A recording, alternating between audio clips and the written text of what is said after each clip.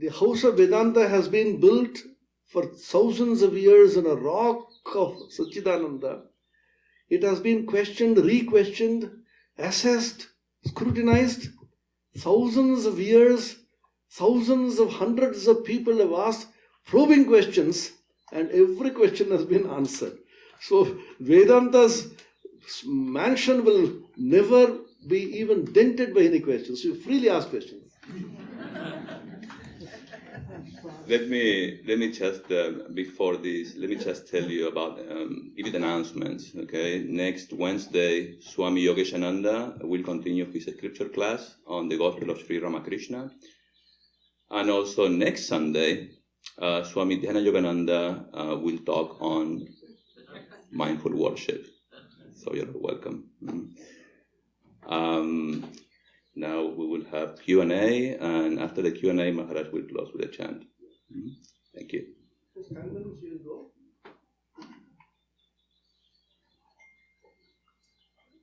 Although we are timeless, we are bound by time. That is the beauty of life. How we intelligently balance time and timelessness.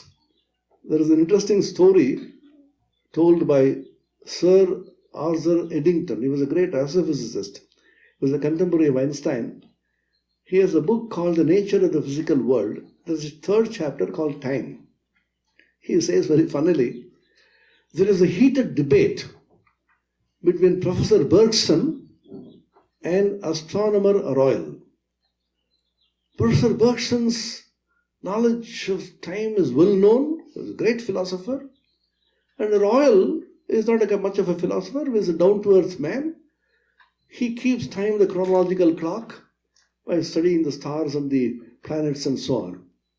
After proving to astronomer Royal that his conception of time is entirely wrong, Professor Bergson looks at his watch to catch the train which was starting by astronomer Royal's time. Anyway, please. So you can have the mic and speak in the mic.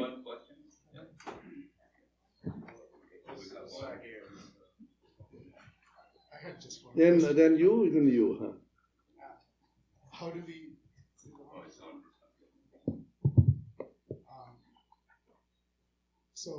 We have like furniture, rock, and animals, and everything in the world. How do we know what kind of consciousness they all have? We do know that some of them can't reveal themselves, they are not conscious. We know some of them have some manifestation of consciousness. But what we do know is that there is a universal, so we are now trying to ask, what is that universal consciousness in which everything is subsumed? So we do not exactly know which kind of consciousness has been manifesting in which. Whether they had, some say dolphin has more consciousness, some say that some animals have tremendous awakening of consciousness. We do not exactly know. But what we are trying to find out as Vedantins, what is that universal consciousness in which the entire universe is subsumed? And realizing that I am that consciousness, you get united to everybody through love. This is exactly what we are trying to do. We do not know the answer to this question. Nobody knows except Ishvara, if there is one. Who's next?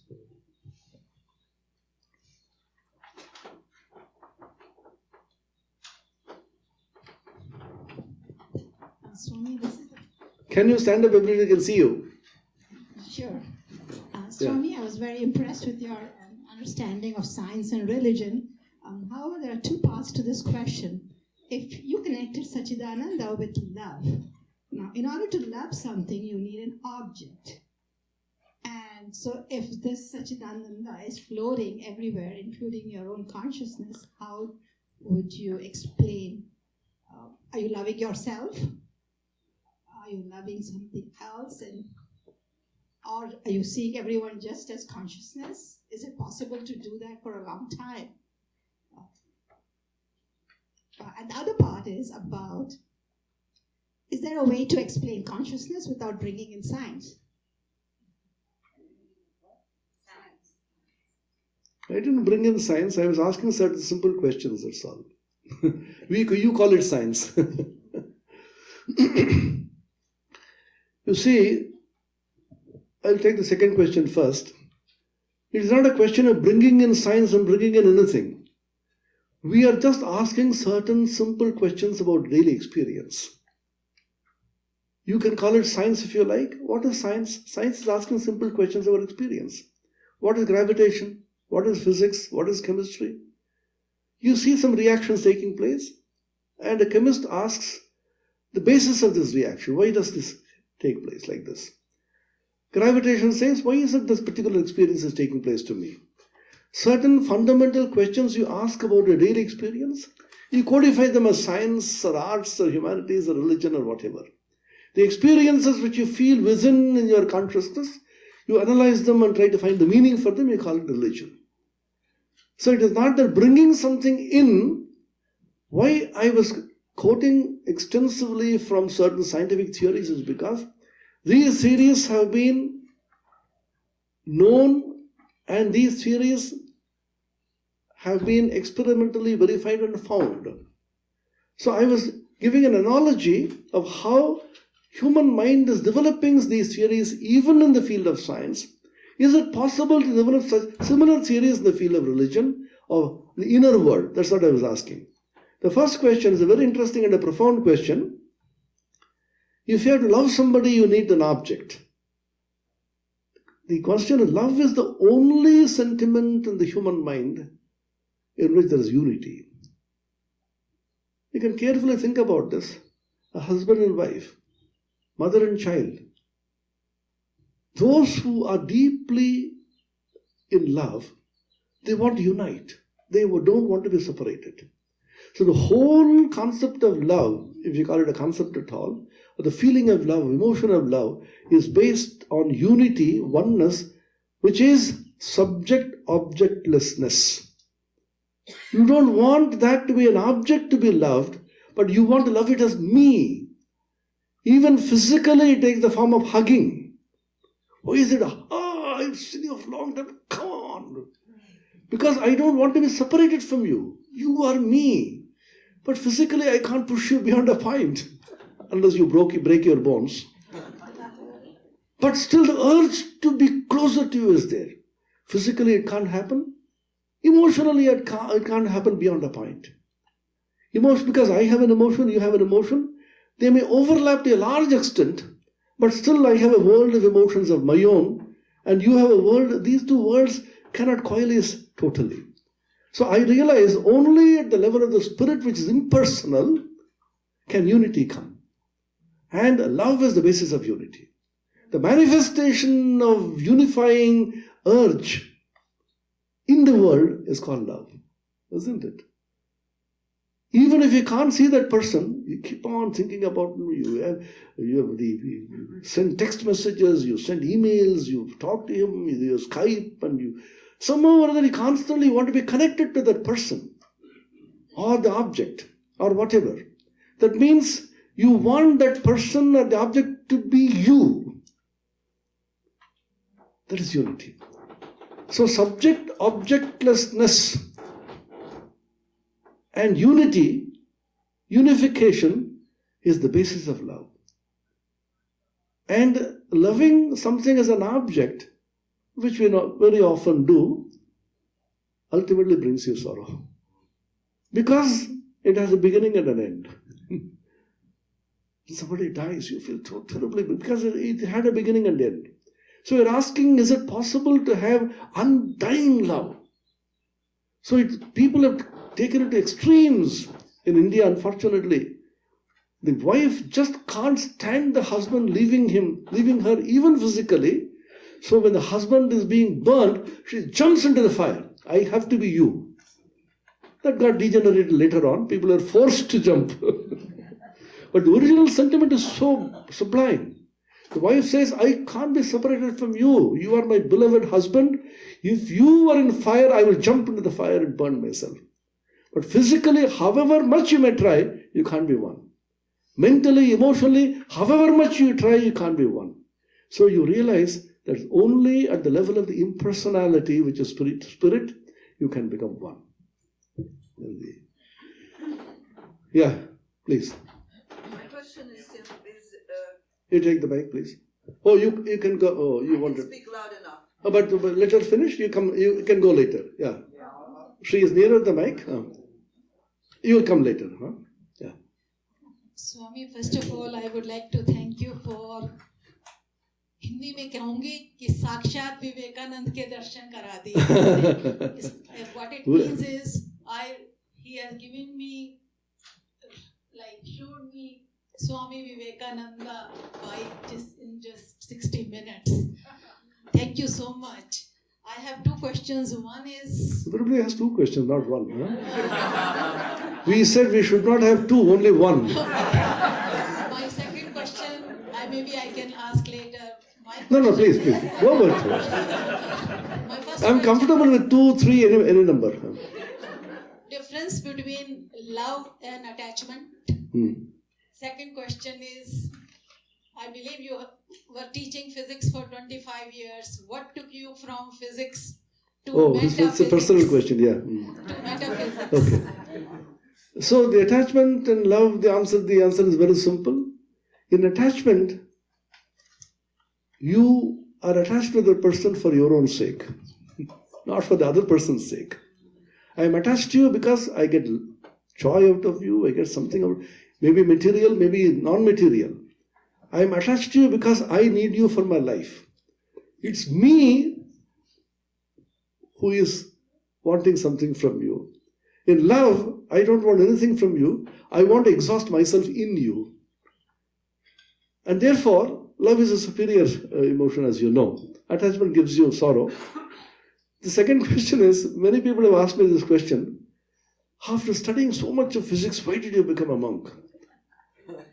I said, it is not because of it, it is not in spite of it, it is because of it. Because if you take physics too seriously, any subject for that matter, go to the depths of it, don't study that subject as something to be studied for your occupation, for your vocation, for your employment. But you get into that as a vision, as a worldview, your entire worldview, what you call the Weltanschauung in German, that changes. Physics has taught me to look at the world in a totally different way. Physics has taught me to see that this world is exactly not we perceive. This is an entirely different world. If you take it too seriously, you can't any longer remain the old life in which physics becomes an occupation which gives you employment, which gives you a living. You live physics. There was a great scientist called Hans Bethe who discovered the source of solar energy. We had the opportunity, the privilege to meet him and our students of the postgraduate in physics in Chennai. He gave a popular talk titled My Life in Physics. Somebody told him, you please talk about your life in physics. He began by saying the following, I have been asked to speak about my life in physics. I would rather slightly modify the title and say, my life is physics. So you become so identified with the subject and the vision that subject brings you to look at the world differently. It could be biology, it could be chemistry, it could be even history or economics. Every subject is based upon certain fundamental vision of the people who have developed that subject. Unfortunately, we look at the subject also, that also is an object which will give you money. Yeah. Thank you very, very much for your presentation, because I believe we all find in one way or another some sort of connection, and you enhance that connection into the oneness. Now, the question I'm going to ask is very mundane. What does Vedanta bring as tools for us incomplete human beings to apply to our incomplete life in reality, tangible reality? Vedanta, the answer is in your question. Only you have to remove the IN and say complete. Vedanta doesn't bring anything to your incomplete life. Vedanta opens a vision in which you are made to realize you have a complete life or a complete human being. You have been conditioned into thinking they're incomplete. You've been conditioned into thinking you live an incomplete life. And all your life you are trying to get a complete life. Vedanta comes and tells you, all your life you are struggling and struggling to make your so-called incomplete life complete. Don't do that. Just realize your life has been complete, was complete, will be complete. Why did you realize that? How did you realize that? When you realize out of ignorance you thought you are not complete. Swami Vivekananda was told by somebody like you, Swami, you are talking about immortality of the soul, you are talking about infinite and all that. We don't realize that. I feel my life is incomplete. I am a small little human being. I feel I'm encased in this body and the mind. You are talking about all this as a kind of hypnotism. When I feel I am small, I say, no, you are not small, you are big. Like hypnosis, they say, day by day, in every way, I am getting better and better. Repeat this 100 times. So you feel better. So this woman challenged Swami Vivekananda, this is what you are doing. You know what was Vivekananda's answer? Remarkable. He said, no, I am not doing that. I am trying to de-hypnotize yourself. You are already hypnotized into thinking that you are small. You have been hypnotized into thinking you are small, you are little, you are encased in this body, your life is incomplete. I am only de-hypnotizing you into believing and feeling and realizing that you are that infinite. That is the truth about yourself. So once this vision opens up in you, you will no longer feel your life is incomplete. You will feel, so what is incompleteness? When you are separated out, when you are isolated. Incomplete.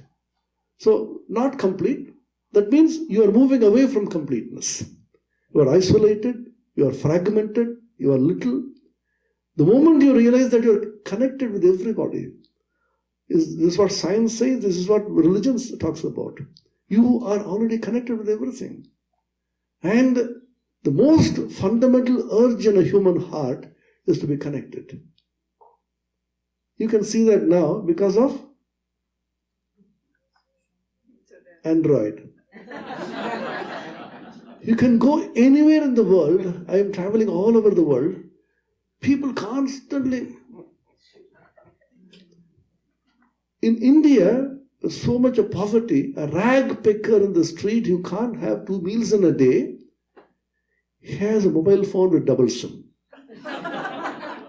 I asked somebody, see, you can't eat properly. Why do you waste so much money? No, I have to be connected with my family. I have to be connected with the people. So you can skip your food, but I need to be connected to people. So this mobile technology gave me a tremendous vision of Vedanta by making me realize that the fundamental urge in the human heart is to stay connected. So you want to stay connected with everybody. That manifests in innumerable ways. Communication devices which make you stay connected, therefore have become so terribly important now. So your life is not incomplete. The life is a complete, total life. And the realization that you have been never incomplete, you have been connected with the entire universe, and you are connected physically, mentally, and spiritually. Albert Einstein showed that even physically, all of us are one. It's called the Mach's principle. Mach was a German philosopher. And very funnily, in a very layman's language, this principle is described as by the following statement. If you lift a little finger, you will disturb a star out there. Because that star and you, your little finger, are connected with an ocean of matter. In a huge ocean of matter, your body, my body, all of them are like whirlpools. Physically we are connected, mentally we are connected. Of course, there is a cosmic mind of which all the individual minds are parts. Why I am invoking science again and again is because this gives you a new paradigm. How do you know the cosmic mind? You know, what is the unconscious version, scientific version of the cosmic mind? What's the name of that? Everybody knows it. Google. Google is that huge cosmic mind which contains all knowledge. If you want to know anything about anything in this universe, Now Google has become a verb. Google it. So Mr. Google God will be able to give you anything that you want. So that is the cosmic mind. When you send an SMS to somebody, you know how it goes to him? Suppose you are sitting here, somebody is sitting there. You can send an SMS. It doesn't go to him or her directly. It goes through a server. So this Ishvara, Hiranyagarbha, cosmic mind, has got the cosmic server. When we are talking, we are uploading all